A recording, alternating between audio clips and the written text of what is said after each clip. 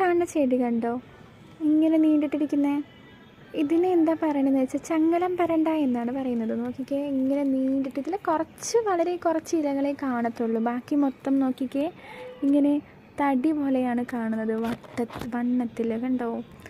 അപ്പം ഈ ചെടി ഇതിൽ നല്ല ഗുണമുണ്ട്. ഗുണം എന്താണെന്ന് വെച്ചാൽ നമ്മുടെ മുട്ടുവേദന, അങ്ങനെ ഫ്രാക്ചേഴ്സിനൊക്കെ പണ്ട് കാലത്തെ ആൾക്കാർ അരച്ച് പുരട്ടുന്നുണ്ടായിരുന്നു. ഇപ്പോഴത്തെ ആൾക്കാർക്കൊക്കെ ഇതിനെക്കുറിച്ച് വലിയ അറിവില്ല, ഒന്നുമില്ല.